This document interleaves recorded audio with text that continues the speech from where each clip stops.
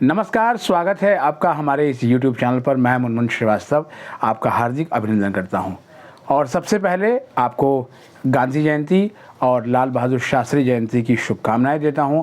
आज इन दोनों महापुरुषों का जन्मदिन है और साथ में आप सभी का आभारी हूं और आप सभी का हाथ जोड़कर धन्यवाद करता हूं, क्योंकि आप इस चैनल के रेगुलर व्यूअर हैं।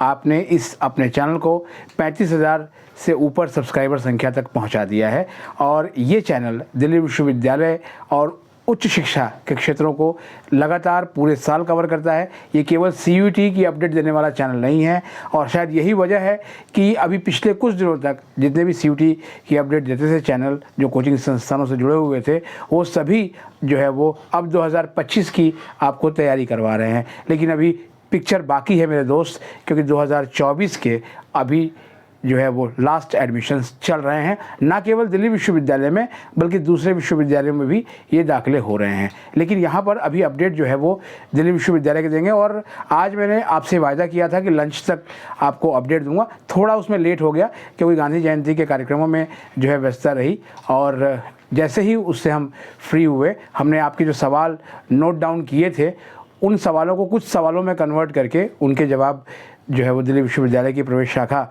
से और डीन प्रोफेसर हनीश गांधी से पूछे और वही जवाब मैं जो है वो आपके सामने लेकर आया हुआ हूँ। आप उन्हें ध्यान से सुनिएगा। पहला सवाल जो बहुत कॉमन सवाल था वो ये था कि जब हम चॉइसेस फिल कर रहे हैं तो सेलेक्ट करने के बाद जो आपकी चॉइस है वो नीचे चली जा रही है, यानी डाउन चली जा रही है और चॉइसेस में कोई नंबर भी नहीं आ रहा है।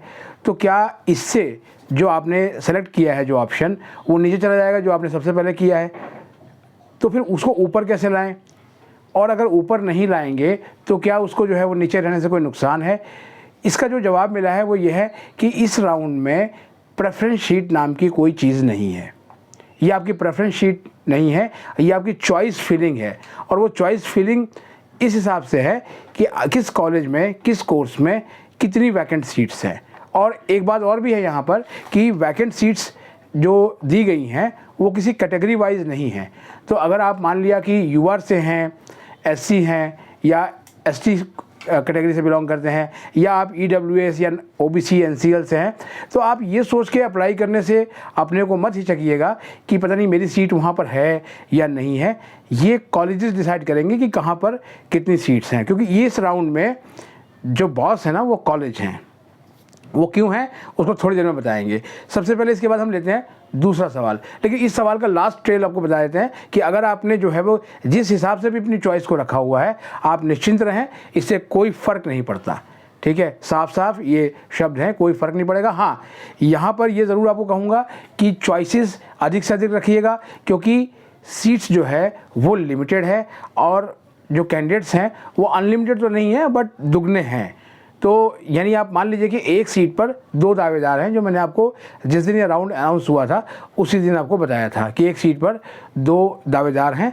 तो जाहिर बात है कि सीट मिलने के चांसेस आपके लिए 50-50 हैं। लेकिन ऐसा नहीं है भाई, आप जब रेस में शामिल ही नहीं होंगे तो फिर आप जो है वो रेस फिनिश करने के बारे में सोच भी नहीं सकते। और इसलिए कहा भी जाता है कि ना जग अभी जीता है और ना मैं अभी हारा हूँ, तो कोशिश आपको करनी चाहिए। दूसरा जो सबसे कॉमन सवाल है वो है कि क्या हम एक ही कोर्स के लिए एलिजिबल हैं या हम मेजॉरिटी कोर्सेज भी फिल कर सकते हैं। देखिए, जिस समय आप ये वीडियो देख रहे होंगे अभी आपके पास जो है वो कुछ घंटे बाकी रहे होंगे, क्योंकि 2 अक्टूबर को रात को 11:59 जो है वो है अप्लाई करने का जो है वो अंतिम समय। तो आप उस समय तक अपनी जो है वो मैक्सिमम जो कोर्सेज़ हैं वो आप फिल कीजिएगा। इसलिए कीजिएगा कि कई कई कोर्सेज़ तो ऐसे हैं जिसमें 50 से भी ऊपर सीटें खाली हैं। एक कोर्स में तो हमने देखा कि 120 सीट भी खाली है। तो ऐसा नहीं है कि हाँ, यहाँ पर यह है कि आपकी वो एलिजिबिलिटी होनी चाहिए। एलिजिबिलिटी क्राइटेरिया से कोई जो है माइनस नहीं है। इसीलिए उस सवाल पे आ जाएंगे जो आपने भेजा कि क्या सर मैं इस कोर्स के लिए एलिजिबल हूँ, क्या मैं इस कोर्स के लिए एलिजिबल हूँ। आपने जो सवाल यहाँ पर पूछा, 2 मिनट का समय आपको लगता, आप ड्यू की एडमिशन बुलेटिन को जाकर देख लेते, जहाँ पर कोर्सेज़ का क्राइटेरिया है जो बहुत ही स्पेसिफिकली डिफाइन किया हुआ है। और अगर आप ये सोच रहे हैं कि इस राउंड में जो कि कॉलेजेस पे डिपेंड करता है और 10+2 के कट ऑफ पे है, तो वो एलिजिबिलिटी क्राइटेरिया चेंज हो जाएगा, तो ऐसा बिल्कुल नहीं है। एक सवाल के जवाब में मैंने देखा कि एक कमेंट के जवाब में एक ट्रेल कमेंट मैंने पढ़ी, तो उसमें एक रॉन्ग इन्फॉर्मेशन देने की कोशिश की गई थी। आप ये ध्यान रखिए कि अगर आपने कोई सवाल पूछा है और उसका जवाब अगर हमने आपको नहीं दिया है और ट्रेल कमेंट में कुछ और लोग आपको जाके मान लीजिए जवाब देते हैं, तो उस जवाब के पर एक्शन करने के लिए आप स्वयं जिम्मेदार होंगे, ठीक है। उसमें मैथ्स के क्वेश्चन के जवाब में बताया गया था कि बीकॉम ऑनर्स के लिए मैथ्स कंपलसरी है। बीकॉम ऑनर्स के लिए मैथ्स कंपलसरी नहीं है, ठीक है। ये सीयूटी क्राइटेरिया जब शुरू हुआ था ये तभी बता दिया गया था मैथ्स ऑब्लिक अकाउंट्स, यानी अगर आपके पास अकाउंट्स है, मैथ्स नहीं है, तो भी आप एलिजिबल हैं और उस एलिजिबिलिटी क्राइटेरिया में कोई चेंज नहीं है। तो इसलिए, और यहाँ पर मैथ्स की जब बात हुई है तो अभी आपको पिछले 2 एपिसोड में शायद मैंने बताया था कि ये जो कंप्यूटर एप्लीकेशन का जो पेपर है, ये आपको लगता है कि केवल कंप्यूटर से जुड़ा हुआ नहीं है, ये मैथमेटिक्स से भी है। इसीलिए मैक्सिमम जो एप्लीकेशन रिजेक्ट हुई वो इसी कोर्स कॉम्बिनेशन को बीए प्रोग्राम में डालने से हुई हैं। और कॉमर्स वाले भी बीए प्रोग्राम में आ सकते हैं, ये भी सवाल बड़ा कॉमन है, तो ऐसा नहीं है, बिल्कुल आ सकते हैं, कोई दिक्कत उनको नहीं होनी चाहिए, ठीक है। आराम से वो पढ़ सकते हैं, लेकिन अगर उनको अपने कॉमर्स की चॉइस में ही वो जाएँ तो ज़्यादा बेहतर रहेगा, क्योंकि वो उनके लिए कंफर्टेबल होगा।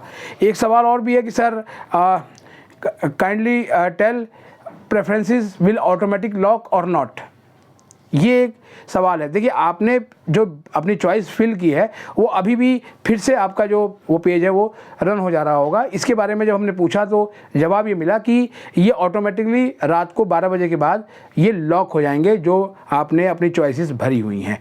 और ये लगातार जैसे जैसे आप चॉइसेस भर रहे हैं उसको जो कॉलेजेस हैं उनकी एडमिशन कमेटी के कन्वीनर भी इसको लगातार देख रहे हैं, भले ही 2 अक्टूबर की छुट्टी है, क्योंकि वो जो सूची है उन्हें ही तैयार करनी है। अब इस सूची इसलिए बोल रहे हैं क्योंकि इसमें जो कॉलेजेस हैं वो कट ऑफ के साथ साथ जो है वो एक जो है वो सूची बनाएंगे और वो सीधा नाम जो है वो निकाल देंगे।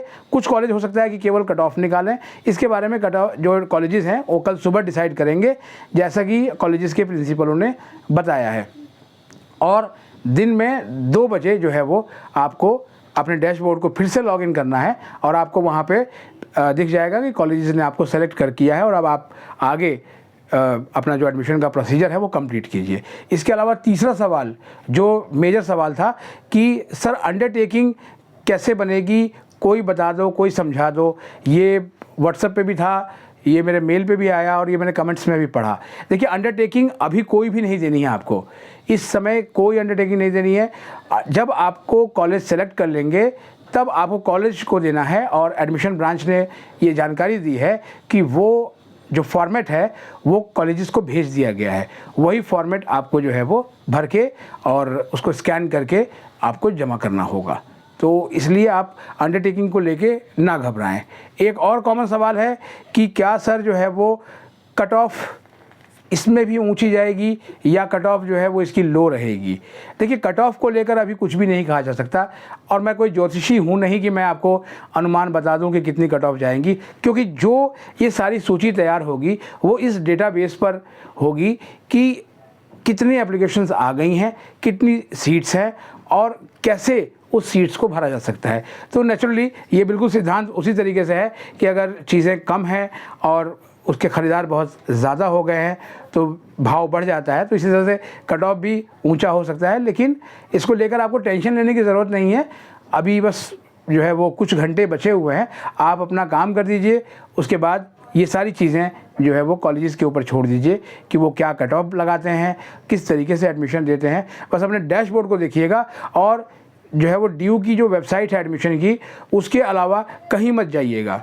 ये साफ साफ मैं आपको हिदायत दे रहा हूँ, क्योंकि हो सकता है कि ये कट ऑफ या जो लिस्ट है आने से पहले कई तरह के जो PDF हैं वो जो है वो चैनलों पे फ्लोट होने शुरू हो जाए कि देखो जी आ गई है, यहाँ नाम आ गया है, यहाँ इतनी कट ऑफ आ गई, और हो सकता है कि आप भ्रमित हो जाएं। तो फिलहाल अभी के लिए इतना ही है।